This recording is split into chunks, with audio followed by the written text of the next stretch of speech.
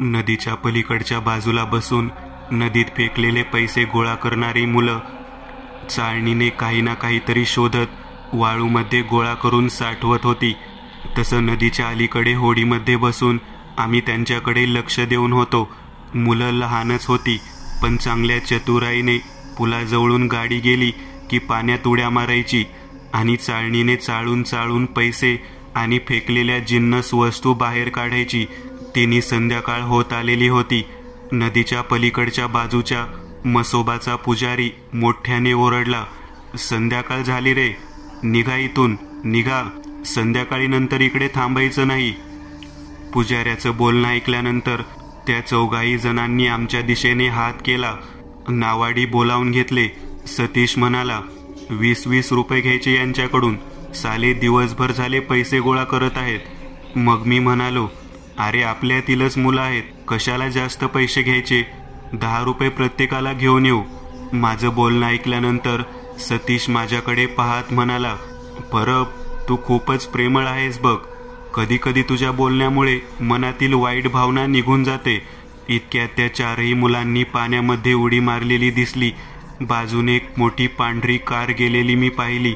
कदाचित कारमधल्या व्यक्तींनी काहीतरी पाण्यात फेकलं असावं असं मला लक्षात आलं आणि त्यांनी त्यामुळेच ते शोधण्यासाठी पाण्यात उडी मारली असावी. मसोबाचा पुजारी ओरडला, दिवस मावळल्यानंतर कुठलीही विसर्जन केलेली गोष्ट पाण्याबाहेर काढू नका. 2 वेळा ओरडला तरी पण त्या 4 जणांनी ती वस्तू बाहेर काढली आणि आम्हाला कमरे इतक्या पाण्यातूनच हात करून बोलावून घेतलं. मी सतीश दोघेही जण होडी हाकत हाकत त्यांच्या जवळ जाऊन पोहोचलो. त्यांच्या जवळ जाऊन पोहोचल्यानंतर त्यांनी किनाऱ्यावरचे कपडे गोळा केलेले सगळं साहित्य पिशवीमध्ये भरलं आणि जी वस्तू त्यांनी संध्याकाळनंतर त्यांना सापडली होती ती लपवून पिशवीमध्ये ठेवली आणि आमच्याबरोबर होडीच्या वर चढले. सतीश म्हणाला, 10 रुपये घेणार बघा. तेव्हा ती मुलं आमच्याकडे पाहत म्हणाली, 10 काय, 50-50 रुपये देतो, पण रोज आम्हाला या वेळेला इथून पलीकडे न्यायला यायचं. हे ऐकल्यानंतर मी हादरलो. सतीश माझ्याकडे पाहत म्हणाला, आपल्यातली पोरं, समजतोस ना, बघ किती माजुरडे आहेत. तू 20 रुपये मागितल्यानंतर मला म्हणत होता 10 रुपये घे म्हणून, हे तर 50 रुपये द्यायला तयार आहेत. तेव्हा मी त्या मुलांकडे पाहत म्हणालो, खूप मोठं गबाळ सापडलं वाटतं तुम्हाला. ते 4 जण जवळजवळ 8वी-9वीचे विद्यार्थी असतील. ते 4 जण आमच्याकडे पाहत म्हणाले, दादा तुम्हाला पैसे देतोय ना, मग उगाच फुकटच्या चौकशा करू नका. जे मिळतंय त्यात समाधान मानतो आम्ही, तुम्ही सुद्धा समाधान माना. त्या पोराचं बोलणं जरा तिरसट पद्धतीचं होतं. मी त्याच्याकडे मिश्किल पद्धतीने हसत म्हणालो, आता तिन्ही संध्याकाळी त्या पांढऱ्या कारमधून काय फेकलं रे, तुम्ही उडी मारून गोळा केलं ते. ते म्हसोबाचे पुजारी दादा ओरडत होते, बाहेर काही काढू नका, काही काढू नका, तरी पण बाहेर काढलं. तेव्हा तो समोरचा मुलगा म्हणाला, आमचं कामच ते आहे, घर कसं चालणार, संध्याकाळ दिवस रात्र असे जर वेळ पाहत बसलो तर उपाशी मरू आम्ही. तेव्हा मी त्यांच्याकडे पाहत म्हणालो, कुठे राहायला आलेले आहात तुम्ही, या भागात नवीन दिसत आहात. तेव्हा ते 4 जण म्हणाले, आम्ही 4 जण एकाच घरात राहतो. हे माझे 2 चुलत भाऊ, बंटी माझं नाव, हा लाला, आणि या दोघांचं नाव जितू आणि रणजित. आम्ही पुलाच्या पलीकडे झोपडपट्टीत राहतो. माझे वडील नवीनच इथे आलेले आहेत. नाव होडी बनवायचे काम करतात. आमचा पारंपरिक व्यवसाय आहे, पण संगमला जिथे जागा होती ती जागा वडिलांनी विकली. इथे चांगला जोमात धंदा चालेल म्हणून इथं घेऊन आले आहेत. आम्हा सर्व कुटुंबियांना माझे वडील आणि रणजितचे वडील 2 जण सख्खे भाऊ आहेत. 2 मिळून चांगल्या नावा बनवतात. तेव्हा सतीश म्हणाला, अरे वा, कारागिराची पोरं दिसता तुम्ही, एकदा भेट द्यायला हवी कारखान्याकडे. तेव्हा तो म्हणाला, या ना या. लाला माझ्याकडे पाहत म्हणाला, तुमचं नाव काय हो. मी सांगितलं, मी पर्बत आणि हा माझा मित्र सतीश. 20 वर्ष झालं नदीमध्ये होडी चालवायचं काम करतो. अरे वा काका, मग तुम्ही पुण्यामध्ये चांगलेच पटाईत असताल. तेव्हा मी म्हणालो, अरे आयुष्यच नदीमध्ये गेलं, ही गंगामाय आमची आहे. तेव्हा सतीश म्हणाला, आता तरी खरं सांगा, त्या पिशवीमध्ये काय लपवून ठेवलं आहे. तेव्हा तो मुलगा म्हणाला, काका तुम्हाला पैसे दिले ना, मग तुम्ही कशाला बरं काय हो शोधत बसता. तेवढ्यात म्हसोबाचा पुजारी आरती आटपून हळूहळू गेनू गुरुवासोबत येऊ लागले. गेनू अंगात संचार होणारा, तेथील फुलं वेचणारा गुरव होता. त्याला सोबत घेऊन आम्ही निघालो. त्याला बोलता येत नव्हतं. तो अडखळत बोलायचा. घाटावरून खाली उतरत किनाऱ्यावर आला. दादा नाना आमच्याकडे पाहत म्हणाला, या मुलांनी जे काही काढलेले आहे ते फेकून द्यायला सांग. मी म्हणालो, अहो दादा, ती त्यांची कमाई आहे, आपण याकडे लक्ष द्यायला नको. तेव्हा दादा नाना माझ्याकडे पाहत म्हणाला, मला त्या कमाईमध्ये काही इंटरेस्ट नाही. तुला माहीत आहे का या भागात आजच्या दिवशी या पुलाच्या कोपऱ्यावर काय टाकलं जातं. तेव्हा मी म्हणालो, एवढी माहिती नाही. या पुलाच्या कोपऱ्यावर संध्याकाळी काय जे टाकलं, जे पाण्यात बुडलेले असेल ते काढायचं नाही. हे तुम्ही बऱ्याच वेळा सांगितलं आहे, पण ही मुलं नवीन आहेत, काढलं म्हणून काय झालं. अरे मी नवीन मुलं आहेत म्हणूनच सांगत आहे. त्यांना आपल्या नदीचा इतिहास माहीत नाही, त्यांना या जागेचं महत्त्व माहीत नाही, म्हणूनच सांगतोय. तिन्ही संध्याकाळनंतर जर कोणी नदीत काही विसर्जित केलं तर ते बाहेर काढायचं नाही. सूर्योदय झाल्यानंतर जर काही मिळालं तर ते आपलं समजायचं. संध्याकाळनंतर या भागात जर काही टाकलं असेल तर ते काळडोहाचं समजायचं. त्यावरती मी म्हणालो, हो तुम्ही म्हणता ते खरं आहे. बरेच जण म्हणतात या काळडोहात जे विसर्जित केलं आहे ते परत बाहेर काढायचं नाही, कारण ते त्या काळाचा घास आहे. जर ते बाहेर काढलं तर काळ आपल्याला घास बनवतो. आमचं सगळं बोलणं ऐकल्यानंतर बंटी आमच्याकडे पाहत म्हणाला, असं काही नसतं. मी काय पहिल्यांदा नावेमध्ये बसलो नाही किंवा पहिल्यांदा नदीमध्ये आलेलो नाही. पूर्वी संगमला जेव्हा होतो तेव्हा तिथे सुद्धा आम्ही असंच काम करायचं. आम्ही अगदी 5 वर्षाचा असल्यापासून नदीमध्ये उतरतो. आमच्या वडिलांनी आम्हाला पोहायला शिकवलं आहे आणि काय घ्यायचं आणि काय नाही घ्यायचं ते पण सांगितलं आहे. खापराचं मडकं असेल तर आम्ही हात लावत नाही. आम्हाला माहीत आहे त्यामध्ये नक्कीच अस्थी विसर्जन केलेले असतं. आम्ही त्याला हात लावत नाही. तेव्हा तो दादा नाना म्हणायचा पुजारी म्हणाला, अरे मूर्खांनो, तुम्हाला कोण सांगितलं फक्त खापराच्या मडक्यामध्ये अस्थी असतात आणि अस्थी एकदा विसर्जित केल्यानंतर त्या कोणी बाहेर काढत नाही. परंतु एक लक्षात ठेवा, अस्थी विसर्जन करणारा माणूस मडक्यावरचे कापड बाजूला काढून त्या अस्थी पाण्यामध्ये फेकून देतो, राखेसकट. तुम्हाला माहीत आहे का त्या गाडीमधल्या लोकांनी काय केलं ते? काय केलं? सरळ सरळ वरून ते फेकून दिलं पाण्यामध्ये. त्याच्यावरचं कापड वगैरे काढलं नाही. तेव्हा दादा नाना म्हणाला, ते काय असू शकते याची कल्पना तर आहे का? जे काय असेल ते फेकून द्या, त्याला स्पर्श सुद्धा करू नका. तिन्ही संध्याकाळ झाली आहे. एकदा जर पाठीमागे लागलं तर कोणाला सोडणार नाही. तेव्हा लाला याने पिशवीतून ते बाहेर काढलं. ते बाहेर काढलं आणि फेकण्यासाठी तो नावेच्या कडेला उभारला. ते पाण्यामध्ये टाकणार इतक्यात त्या मडक्यासकट तो पाण्यात पडला. जणू काही त्याला कोणीतरी पाण्यात ओढून घ्यावं या पद्धतीने तो तडफडू लागला. एका पाठोपाठ एक मी आणि सतीश दोघांनी पाण्यात उडी मारली. लालाला घट्ट हाताला धरलं आणि वर नावेत काढलं.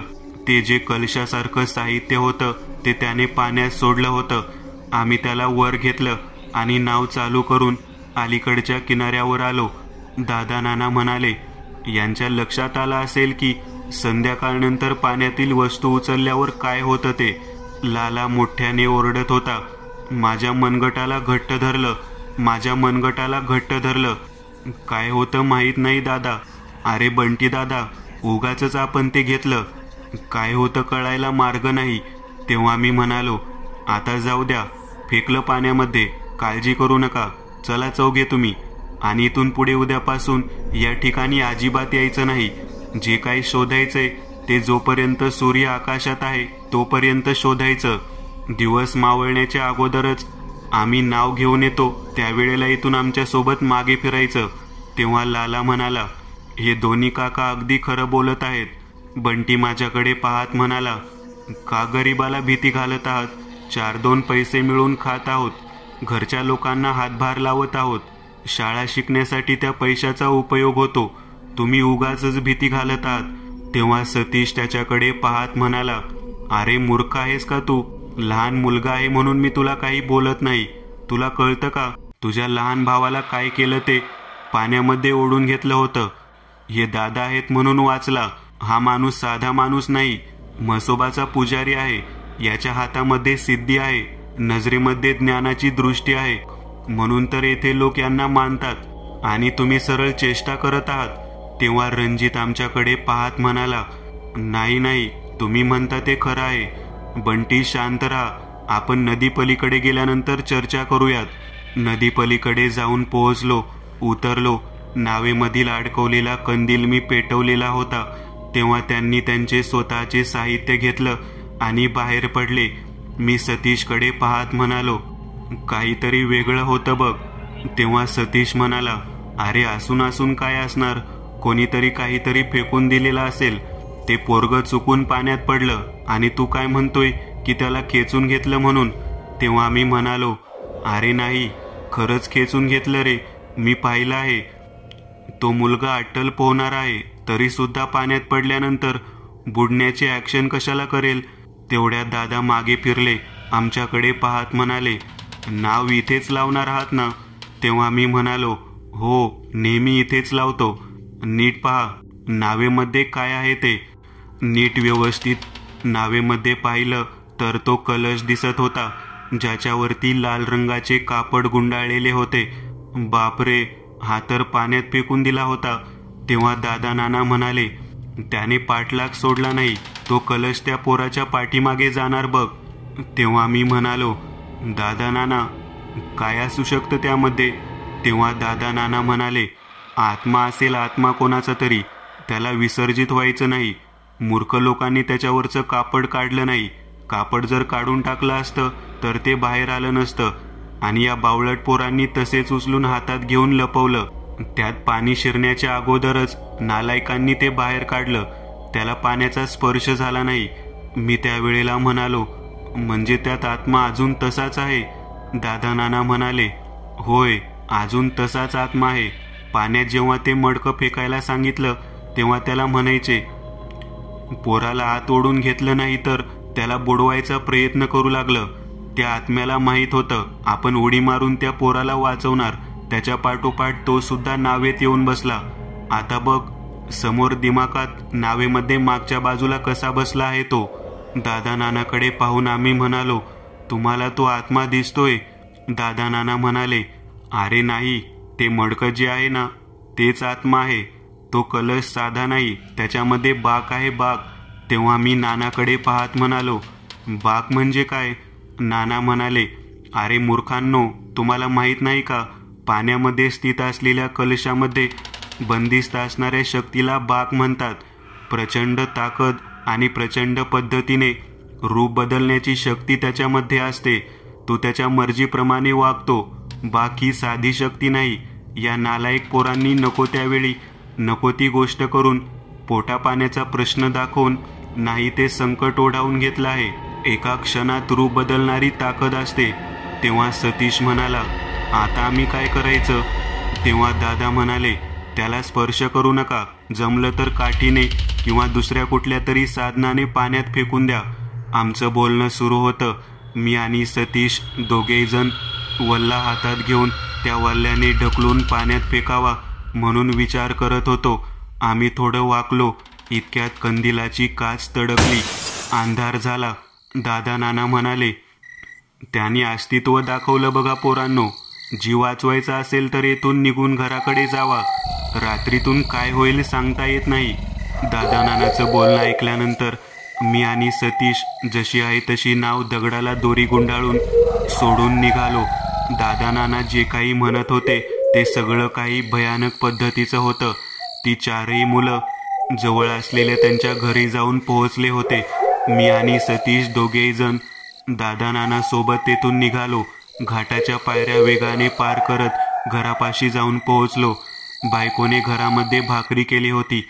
हातपाय धुवून भाकरी खाण्यासाठी बसलो. सतीश माझ्याकडे पाहत म्हणाला, मला वाटतं रात्रीतून काहीतरी घडेल. दादा नाना सांगतात तसं कंदिलाची काच तडकली नाही तर जाणून बुजून लाईट घालवली. आपण त्या मडक्याला, त्या कलशाला पाण्यात फेकून देणार. हे जेव्हा त्याच्या लक्षात आलं असेल तेव्हाच त्या आत्म्याने हे कार्य केलं असावं. त्याचं हे बोलणं ऐकल्यानंतर माझी बायको माझ्याकडे पाहत म्हणाली, कशाला रात्र झाल्यानंतर नदीच्या कडेला राहता? तुम्हाला सांगितलं ना, दिवस मावळण्याच्या अगोदर निघून येत जावा. काळ्या डोहाकडे जाता, काळडोहाच्या बाजूने फिरता. गावातल्या सगळ्या लोकांना माहीत आहे तिथे जे काही विसर्जित केलं जातं ते जर नाही झाले व्यवस्थित तर पाठीमागे लागतं. उगाचच तुम्हाला काही काम नाही, कोणाची तरी वाट पाहत काहीतरी गप्पा मारत रेडिओवरची गाणी ऐकत बसलेले असतात. रेडिओ कुठे आहे? तेव्हा मी हादरलो. मी तिच्याकडे पाहत म्हणालो, अरे चा, रेडिओ तर नावेमध्येच राहिला. तेव्हा सतीश म्हणाला, नको जायला आता, दादा नानांनी काय सांगितलं आहे? तेवढ्यात बाहेर लिंबाच्या कट्ट्यावरती रेडिओचं गाणं लागलेलं आहे असं ऐकू येऊ लागलं. बायको माझ्याकडे पाहत म्हणाली, रेडिओ कोणीतरी आणला वाटतं. मी त्यावेळेला कठड्याकडे पाहिलं. त्या कठड्यावरती लाला बसला होता. लाला माझ्याकडे पाहत म्हणाला, काका तुमचा रेडिओ नावेत राहिला होता, मी घेऊन आलो. तेव्हा मी विचार करू लागलो, आपल्या अगोदर तर ही मुलं उतरली होती, यांनी कधी रेडिओ हातात घेतला? त्यावेळेला माझी बायको भाकरी वाढून उठली, रेडिओ बघा, या लेकरांनी रेडिओ तरी आणून दिला. तेव्हा लाला माझ्याकडे पाहत म्हणाला, काका आमच्या घरी येता का? तेव्हा मी म्हणालो, काय काम आहे? अहो आज आम्हाला भरपूर काही मिळालेलं आहे, तुमच्यामुळे आम्हाला तेथून परत येता आलं.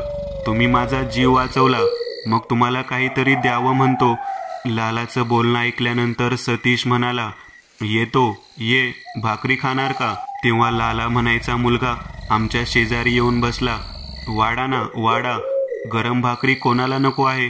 त्या पोराने माझ्या बायकोने केलेली भाकरी ताटामध्ये आदाशी माणसाप्रमाणे खायला सुरुवात केली.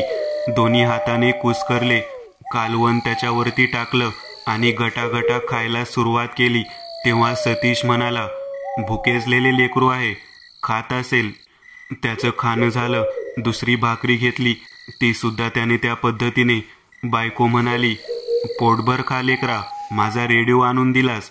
4-5 भाकऱ्या खाल्ल्या तरी मी तुला काही नाही म्हणणार. मी आणि सतीश उठलो, हात बीत धुतला, पानाचा पुडा घेतला. पान खात पान लावत बसलेलो होतो. तेवढ्यात माझी बायको माझ्याकडे पाहत म्हणाली, अहो हे पोरग किती दिवसाचं उपाशी आहे. मी म्हणालो, का, काय झालं? 7वी भाकरी खाल्ली तरी अजून पाहिजेच म्हणतोय. सतीश म्हणाला, बापरे, दुष्काळात जन्मले का काय हे? लाला, तुझ्या घरी जायचं म्हणतोस ना, उरक की तुझं जेवण.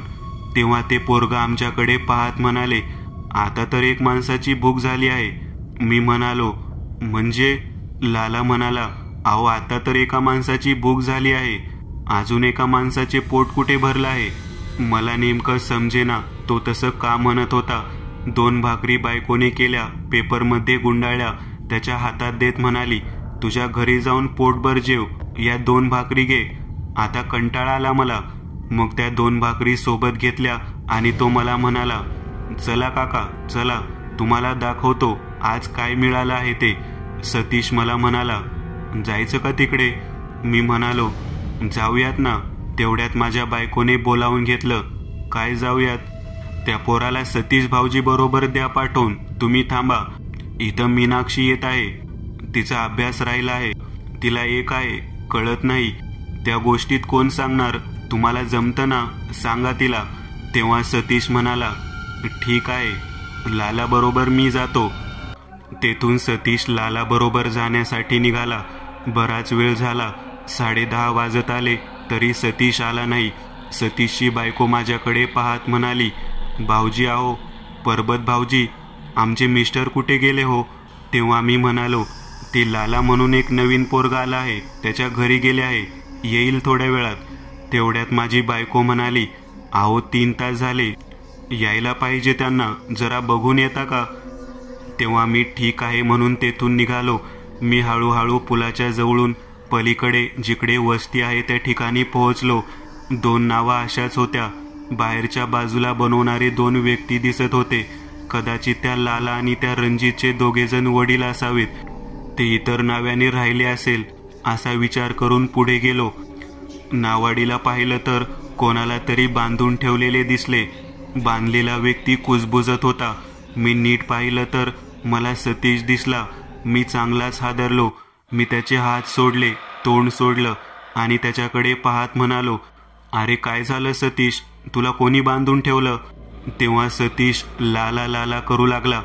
मला समजेना, लालानं बांधलं म्हणायचं आहे का? लाला लाला करून त्याला काय सांगायचं आहे? त्याने त्या लालाच्या घराकडे बोट दाखवलं. मी त्या दिशेने चाललो.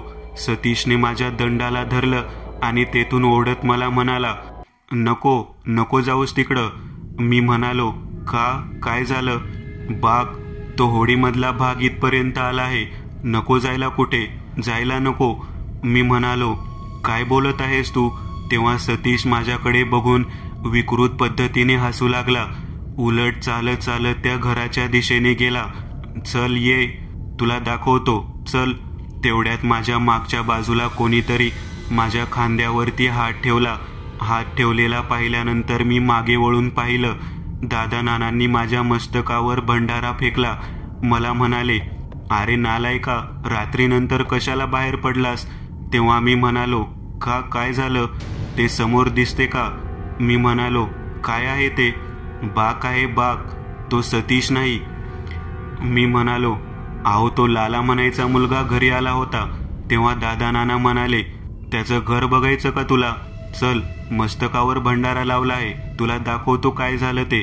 मी हळूहळू निघालो. तेव्हा सतीश उलट्या दिशेने पळत त्या बंटीच्या घरात शिरला.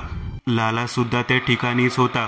मी नीट पाहिलं तेव्हा घराच्या मध्यभागी चमकणाऱ्या अवस्थेमध्ये ते मडकं तसंच होतं. त्याच्या कडेने चांगले तेजस्वी किरण पडलेले होते.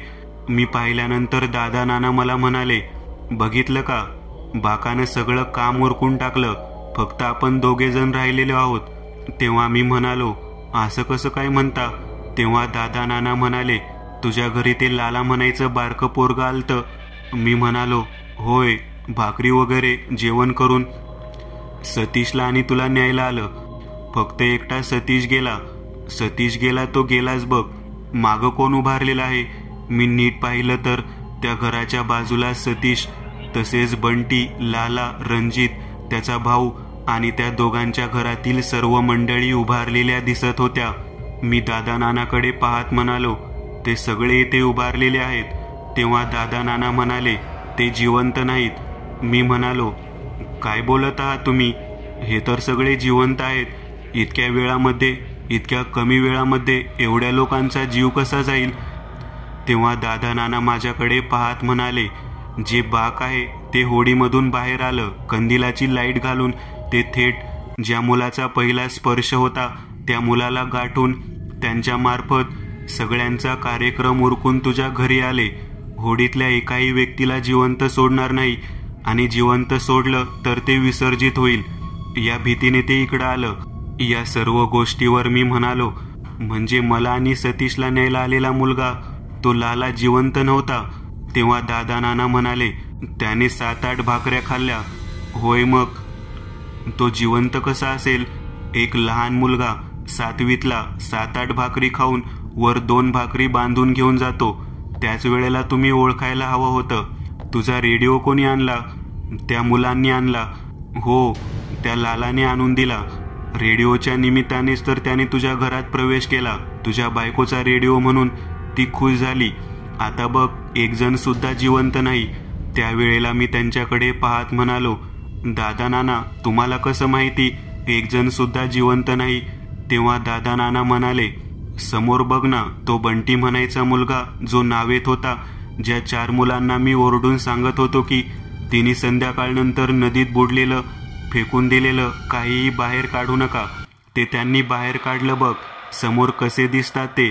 तेव्हा मी नीट पाहिलं तेव्हा ते 4ही मुलं पांढऱ्या शुभ्र डोळ्यांनी माझ्याकडे पाहत होती. त्यांच्या डोळ्यामध्ये काळसर रंगाचा गोल नावाचा प्रकारच नव्हता. डोळे चमकत होते. रात्रीच्या अंधारामध्ये ते इतके विद्रूप आणि भयानक पद्धतीचे दिसत होतं. मी घाबरून गेलो. मी दादा नानाकडे पाहत म्हणालो, दादा नाना, बाकीचे सुद्धा मेलेले दिसत आहेत. दादा नाना म्हणाले, अरे नावे जेवढे होते ते सगळेच्या सगळेजण त्या बाकाने मारले. बाक म्हणजे काय माहीत आहे का? एक अतृप्त शक्ती, ज्याला विसर्जित करण्यासाठी केवळ पाणी लागतं. पाण्यामध्ये सुद्धा ती शक्ती कायमस्वरूपी राहते. पण पाण्यामध्ये राहणाऱ्या त्या बाकाला जर एकदा बाहेर काढलं तर तो फक्त थैमान आणि थैमान माजवतो. त्या पांढऱ्या गाडीतल्या लोकांनी जो कलश टाकला तो बाकाचाच कलश होता. त्याला पवित्र कापडाने बांधून त्यांनी फेकून दिलं होतं पाण्यात. ते आतील भाग बुडालाच नाही आणि या नालायक पोरांनी तो बाहेर काढला. मी दादा नानाकडे पाहत म्हणालो, किती वाईट झालं ना. त्यांची आई, त्या मुलांची बहीण, काकू, वडील सगळेजण मेलेले दिसत आहेत. तेव्हा दादा नाना म्हणाले, अरे सतीश सुद्धा गेला, तुझी बायको सुद्धा गेली, सतीशची बायको सुद्धा गेली. मी हादरलो. काय बोलत आहात तुम्ही? अरे हे बघ ना, ते मीनाक्षी, तुझी मुलगी, ती सुद्धा गेलेली आहे. मी मोठ्याने ओरडलो. दादा नाना काय बोलत आहात तुम्ही? कळतं का तुम्हाला? तेव्हा दादा नानांनी माझं नरडं पकडलं आणि माझ्याकडे पाहत म्हणाले, अरे तुझ्याशी बोलणार आहात. तुझा दादा नाना हा सुद्धा मेलेला आहे. आता शेवटचा नंबर तुझा आहे, तू राहिला आहेस. मी हे पाहिल्यानंतर हादरून म्हणालो, बाग कोण आहे? मग तेव्हा दादा नाना म्हणाले, जो शेवटला मरतो त्याच्या शरीरात तो बाग प्रवेश करतो. तेव्हा त्याला कलश दिसत आहे, शेवटचा बळी घेण्यासाठी तुझा जीव मागत आहे. अशा तऱ्हेने दादा नानांनी माझा नरडा आवळायला सुरुवात केली. मी माझ्या मस्तकावर असलेल्या भंडाऱ्याला स्पर्श करून हातामध्ये तो भंडारा पाहू लागलो, तर तो भंडारा नव्हता, ती राख होती. राख, एका प्रेताची सावडलेली राख होती. मी माझा जीव वाचवण्यासाठी तडफडू लागलो, पण सगळे प्रयत्न व्यर्थ झालेले होते. इतक्यात दादा नानाच्या मागच्या बाजूला कोणीतरी जोराचा फटका मारला. मी नीट पाहिलं तेव्हा अर्धमेल्या अवस्थेत असणारा गेनू गुरव होता. ज्याच्या अंगात मसोबा संचारतो तो गुरव होता. जावा, येथून पळत जावा, मंदिरात जाऊन बसा, अख्खी रात्र तिथे काढा, तुम्हाला काही होणार नाही. शेवट स्वतः जखमी होऊन का होईना गेनू गुरवानं माझा जीव वाचवलेला होता. दादा नाना माझ्या पाठीमागे पळत लागलेला होता. मी आहे या वेगात धावत धावत मंदिराच्या दिशेने निघालो. गावचं जे मंदिर होतं त्या मंदिराजवळ जाऊन पोहोचलो. गाभाऱ्याच्या आतमध्ये जाऊन शंभू महादेवाकडे पाहत बसलो. मस्तकावर लावलेली चितेची राख त्या शंभू महादेवाच्या पिंडीवर दर्शन घेताना चिटकली आणि शंभूची पूजा झाली. माझ्या नजरेसमोर त्या बाकानं कितीतरी जणांना गिळून टाकलं होतं. त्या मुलांच्या एका चुकीमुळे ते शापित मडकं माझ्या जीवापर्यंत येऊन पोहोचलं होतं. दिवस उजाडला. वस्तीच्या कडेने सगळीकडे प्रेत दिसत होती आणि जेव्हा मी पाहिलं तेव्हा ते मुंडकं पुन्हा नावाडेमध्ये मला दिसत होतं. पुन्हा ना होडीमध्ये मडकं मला दिसत होतं. मी आजूबाजूच्या सर्वांना सांगितलं, याला पाण्यात फेकून द्या, याला पाण्यात फेकून द्या. इतकी लोक मेलेले पाहून मन सुन्न झालं होतं. शेवट एक धोंडा घेतला, त्या मडक्यावर जोरात प्रहार केला आणि त्या मडक्याला पाण्यामध्ये विसर्जित केलं.